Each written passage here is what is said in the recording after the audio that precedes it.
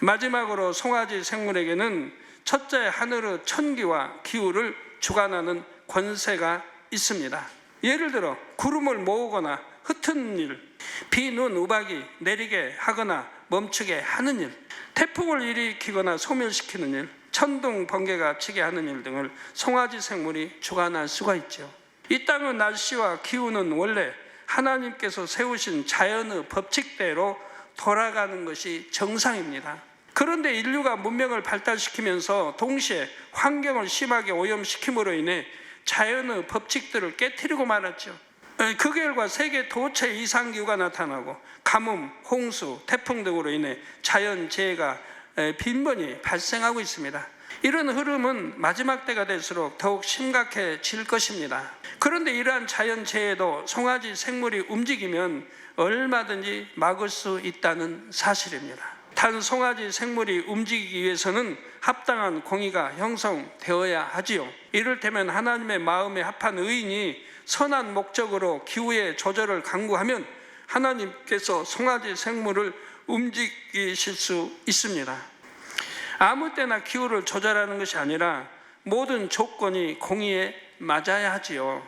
창립기념주일에는 우리 성도뿐만 아니라 내빈들이 많이 오시고 야외 행사도 있지요. 그래서 매년 창립기념주일이 가까워지면 좋은 날씨를 위해 기도하게 됩니다.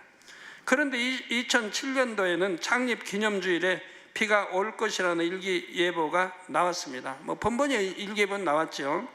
당시에 10월 7일이 창립기념주일이었는데 10월 5일 금요일부터 일기예보에서 일요일에는 전국적으로 비가 내릴 것이라 했죠.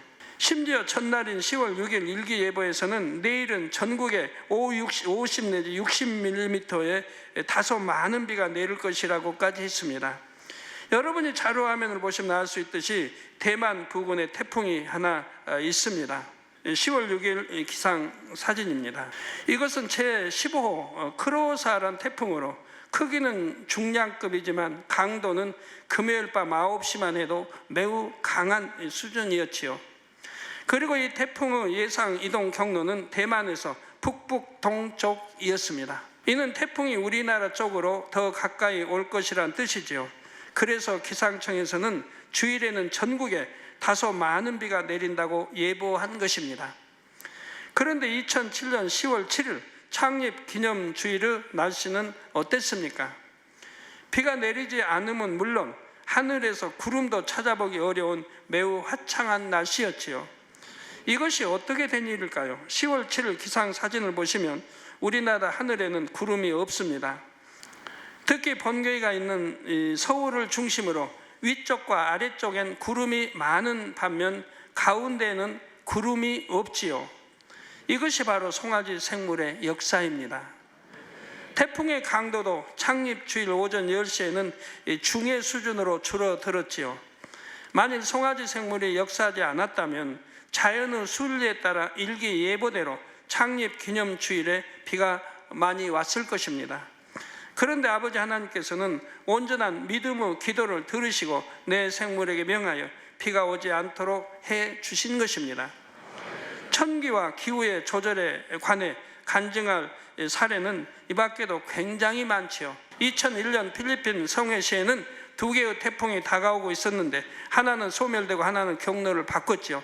이것도 기자들이 저에게 질문할 때 제가 답변한 그대로 역사해 주셨습니다. 그래서 우리는 계획대로 야외에서 성회를 성공적으로 이룰 수가 있었습니다. 이런 식으로 천기와 기후를 주관하는 권세가 내 생물 중 송아지 생물에게 있는 것입니다.